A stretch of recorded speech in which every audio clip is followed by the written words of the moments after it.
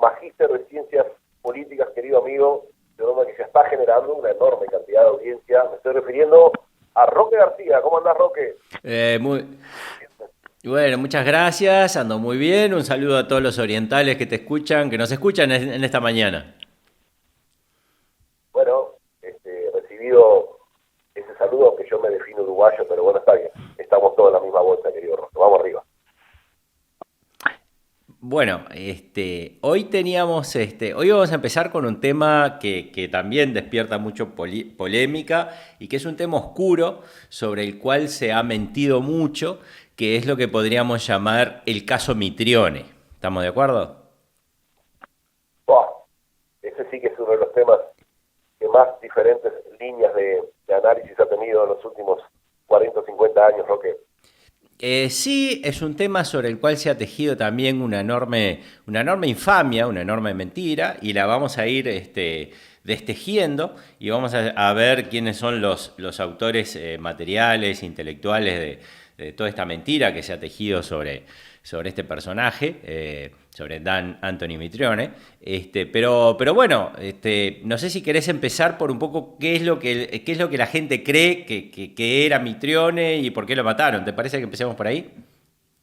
Sí, tal cual, porque ese es digamos, es el mito con lo cual se lo ha vendido para la posteridad, ¿no? Sí, exactamente. Entonces, o sea, si yo le pregunto a una persona común, me va a decir, Mitrione vino a Uruguay a enseñar a torturar. Eso es falso, es totalmente falso. Eso es totalmente falso, no solamente hay un solo documento, sino que el único testigo que dice que le dijo es un disparate, está en el libro de Manuel Evia, que se llama Pasaporte 11333, que yo estos días me lo he vuelto a releer para tratar de llegar a la cuestión fundamental que es cómo miente el tipo. Entonces, para hacer un resumen y para que ya a la audiencia le quede un impacto, Manuel Evia, que es un cubano-americano que trabajaba con la CIA en Uruguay, después vuelve a Cuba, era doble agente, trabajaba para los dos lados, no queda claro cómo, pero básicamente escribe un libro que es un chusmerío barato, porque en realidad todo el libro es un chusmerío. Obviamente estuvo en Uruguay, y él dice que una vez, ya cuando se iba, Mitrione llega a la embajada de Estados Unidos, él dice que una vez Mitrione, con el cual no tiene ningún tipo de amistad, no tiene ningún tipo de confianza, ni siquiera se lleva bien, un día lo llama a la casa y se toman unos whisky y Mitrione le hace un cuento de todo lo que él decía, las famosas frases que se han puesto en la boca de Mitrione. Es un disparate, porque cuando uno lee, cuando uno llega a esa parte del libro, para empezar no parece escrita por la misma persona que escribe el resto del libro. Cuando uno llega a esa parte dice, pero esto no parece escrito por la misma persona. Pero sobre todo las circunstancias. Es decir, el gran malo, me hizo acordar a las películas de James Bond de los años 70, ¿no? En que el malo, en un momento, le cuenta a la audiencia su plan macabro, como así, pumba, de repente, se le ocurrió. Es decir, no se llevaban bien, el tipo sabe que el otro es un agente, ¿no? Mitrione es un tipo profesional, todo el mundo habla muy bien de él profesionalmente, y un día se le ocurre decirle a un tipo que no conoce, que no es su amigo, se le ocurre decir todo lo que él está haciendo en Uruguay y toda la teoría que tiene. Es un disparate. Es un disparate porque no se dan las circunstancias en que una persona que hace algo tan horrible, por decirlo de alguna manera, se lo cuente a un tipo con el que no tiene ninguna relación. No son amigos. ¿Por qué se lo cuenta? Y ahí, si me permitís, voy a ir a la parte más fundamental del caso Mitrione. Y el caso Mitrione es una victoria del señor Pacheco Areco. Porque para entenderlo, hay que entender por qué secuestran a Mitrione. Bien, estimados oyentes, los terroristas secuestran a Mitrione porque en Brasil se había dado que secuestrando un embajador americano, el gobierno, ante la presión americana, cediera y transara con los terroristas, pese a que la policía sabía dónde lo tenían secuestrado. El gobierno dijo, no vamos a arriesgar la vida de un secuestrador, de un diplomático americano, vamos a negociar. Y ahí se abrieron las cárceles para un montón de terroristas brasileños. Los tupas toman esa idea, dicen, lo que nosotros tenemos que hacer para liberar a nuestros camaradas que ya habían caído, estamos hablando de los años 70, lo que tenemos que hacer es secuestrar un montón de gente que haga presión sobre el gobierno uruguayo para que lo liberen. Entonces, Mitrione es secuestrado, es seguido y está muy claramente. Todo lo que voy a decir, si me permitís el paréntesis, está en el libro de Clara Aldricci, que se llama El caso Mitrione, el libro de Manuel Evia, Pasaporte 1133, el libro Mapa de un engaño, que se lo recomiendo a cualquiera que quiera leer, de Álvaro Díez de Medina, o el libro Patria para Nadie, de Pablo Brum. Hay otros, pero yo me quedo con estos 4 para tener, digamos, un panorama simple. Este último que citaste, Roque, lo recomiendo calurosamente. Muy buen libro, el de Brume, Patria para Nadie. Excelente. Y todos están en la misma línea, no hay nada. Estaba en Estados Unidos y, bueno, creo que ganó su maestría escribiendo ese libro. Junto con Mitrione, ¿te acordás que secuestraron a Geoffrey Jackson? Exactamente. Embajador de su majestad británica, y a Aloysio Díaz Gomide, cónsul brasilero, ¿no? Exactamente. Entonces se hace ese tipo de secuestro. Algunos dicen que querían secuestrar a otro, al final se deciden por Mitrione, secuestran a Mitrione. Lo secuestran, no para matarlo, nadie secuestra a nadie para matarlo, o sea, lo secuestran para negociar. Intentan negociar, y en esta primera columna nos vamos a mantener al nivel, digamos, estratégico geopolítico, no vamos a bajar a las conversaciones y a lo que realmente pasó. Ahí lo que pasa es que la embajada de Estados Unidos, cuando le secuestran a un funcionario policial, obviamente hace un montón de presión sobre el gobierno de Pacheco Areco, porque no quiere que le maten a un funcionario de la embajada, que aparte ellos sabían que era inocente, no es funcionario de la CIA. Entonces empiezan a presionar. La embajada británica presiona, todas las embajadas empiezan a presionar. Y ahí se da unos elementos que para mí es fundamental para entender el contexto. El presidente, Pacheco Areco, que es elegido vicepresidente, para los más jóvenes de la audiencia, el que salió presidente es Gestido, que muere, Pacheco asume. Entonces, todo el mundo pensó que era un hombre, digamos, débil, que no iba a poder tener la capacidad de resistir, como acaba de decir, la presión de la diplomacia americana, la presión de la diplomacia inglesa y la presión de la diplomacia brasilera. Y Pacheco se plantó en sus 13. Él dijo, yo no negocio. Te cuento esto, Roque. El que me contó eso, que lo vivió in situ, fue nada más y nada menos que Julio María Sanguinetti. Era ministro de Pacheco cuando pasó eso. Exactamente. Creo que estaba en un consejo de ministros y viene un prosecretario de Barrios Tassano, creo que era en ese entonces, de la presidencia de Pacheco, y le habla al oído a Pacheco, y bueno, Pacheco deja pasar la actividad del Consejo de Ministros y Sanguinetti le pregunta de qué se trataba. Pacheco le cuenta de qué se trataba. Y Sanguinetti le pregunta qué va a hacer. Pacheco le dice a Sanguinetti, yo no pacto con delincuentes. Me lo contó el mismísimo Sanguinetti, no me lo cuentan. Digo, no es que lo esté inventando, que lo haya leído en algún lado. Esa reacción tan terminante, esa posición, digamos, principista, pero además de mucha firmeza, que si uno analiza lo que varios historiadores ya han analizado, y yo tuve la posibilidad de entrevistar a Serge, que es una persona que estaba en el CICR, o sea, la Cruz Roja, el Comité Internacional de Cruz Roja en ese momento, tuve una serie de entrevistas con él y me contó, porque él también estaba, digamos, todo el mundo llamaba a todo el mundo tratando de que liberaran, y entonces los terroristas decían, si nos liberan determinados tipos que están presos, nosotros liberamos a esto. Y Pacheco se trancó y dijo, yo no libero a nadie, que los maten si quieren. ¿Qué pasó? Eso puso al movimiento terrorista en una alternativa muy cruda, porque o cumplían su amenaza, que era porque son terroristas, porque amenazaban matarlos, o los liberaban sin matarlos. Y en cualquiera de las dos cosas, lo que le pasó fue que su concepción de lo que era el gobierno, pensaban que era un gobierno débil, títere de los Estados Unidos, títere de intereses extranjeros, que no tenía la capacidad de aguantar la toma, como se dice. Pacheco se trancó y dijo, que lo maten. Porque básicamente es lo que está diciendo, que lo maten. Puso a la policía a buscar, pero al poner la policía a buscar, hay unos papeles que hablan bien, que lo que Estados Unidos le pedía era que ni siquiera la policía buscara mucho, porque tenían miedo que en alguna de esas operaciones de búsqueda los terroristas se sintieran tentados de matar a su víctima antes de huir. Entonces, Pacheco dice, el Estado de Derecho se mantiene, yo no negocio con delincuentes, que los mate. Los días pasan y Mitrione muere, los otros dos son liberados. Cuando muere Mitrione, y esto es algo muy importante que tenemos que entender para ver el transcurso del resto de la historia, la población se le da vuelta al movimiento terrorista. El hecho que los terroristas, estamos en el año 70, de 1965 hasta 1970, venían cultivando una imagen de una especie de Robin Hood.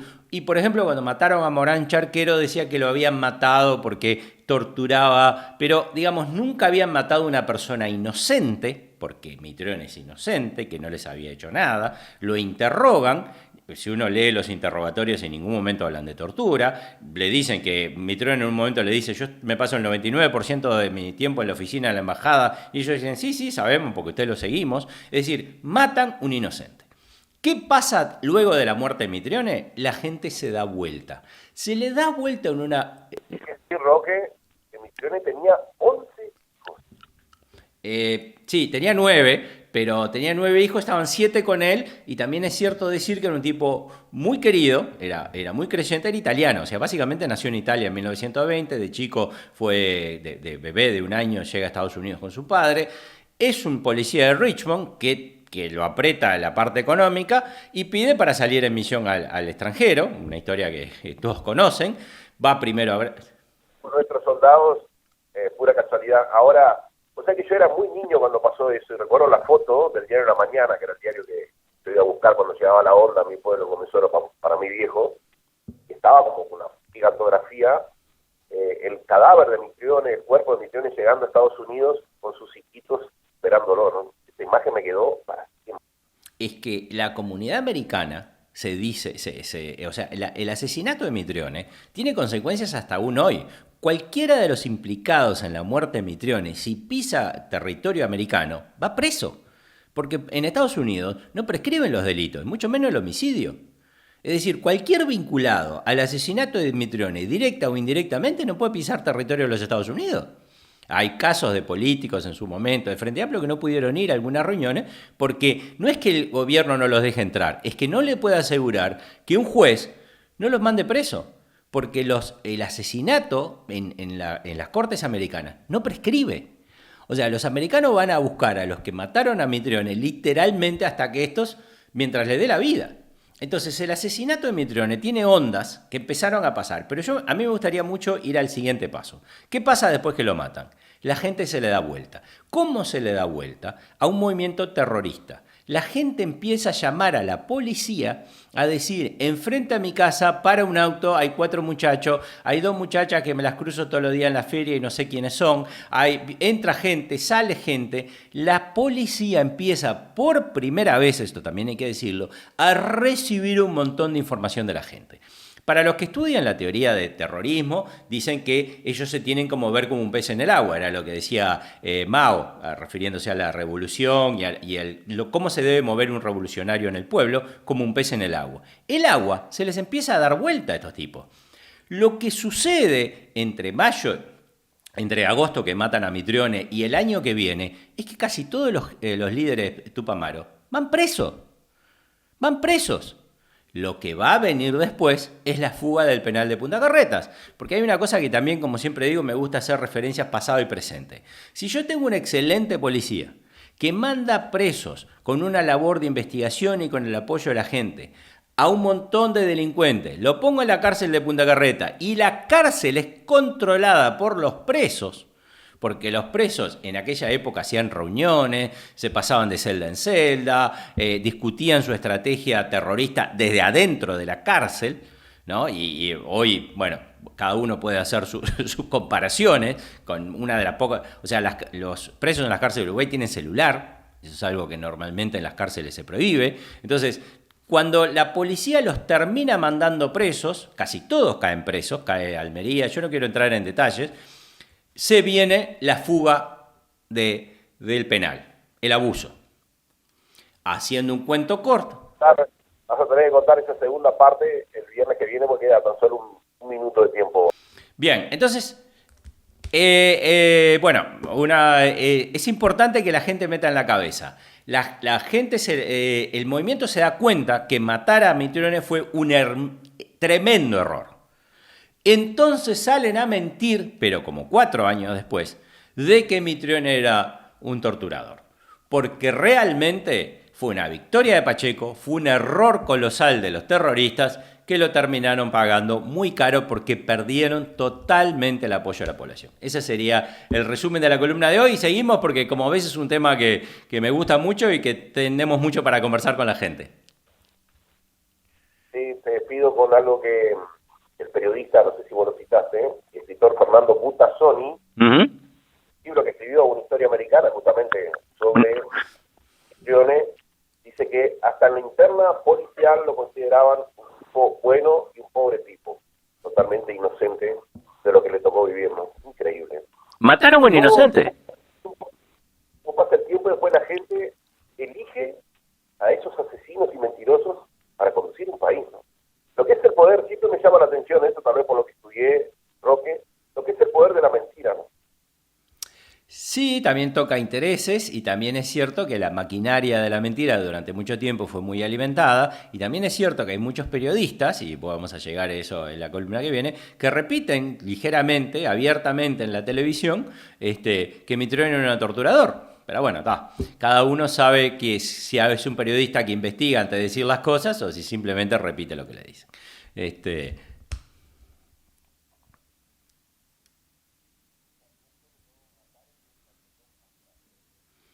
No hay ningún reporte. Lo que sí es cierto que le pegan un tiro cuando lo secuestran, que después los tupas en el interrogatorio dicen que fue sin querer. Después también es cierto que lo duermen antes de matarlo, lo llevan a un descampado, bueno, lo llevan ahí a La Unión, cerca donde era la vieja Plaza de Toros, y ahí, según los cuentos de ellos mismos, abren el capot y le pegan un tiro, le pegan 2 tiros en la espalda y lo rematan con un tiro en la sien, y uno de ellos grita ¡Viva América Latina! Matar a un tipo de dormido no me parece nada que pueda ser un acto de coraje, pero bueno, lo dejaremos porque la gente lo juzgue. Bueno, hasta el viernes, Neri, muchas gracias a todos los orientales que te siguen. Cuídate. Bueno, amigos, esta fue la columna del día de hoy.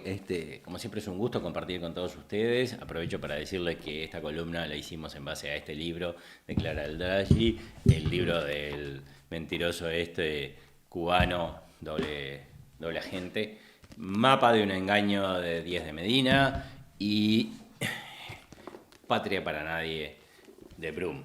Así que bueno, como ven, todo lo que decimos hay abundante bibliografía que lo pruebe. Les agradecemos por la columna, agradecemos que nos sigan en este canal, agradecemos que nos sigan en las redes sociales y a los que tienen la capacidad y la voluntad les agradecemos las donaciones que nos permiten, todo el dinero recaudado se usa solamente para promocionar este tipo de videos y este tipo de contenido en redes sociales. Muchas gracias por llegar hasta acá y síganme para más videos.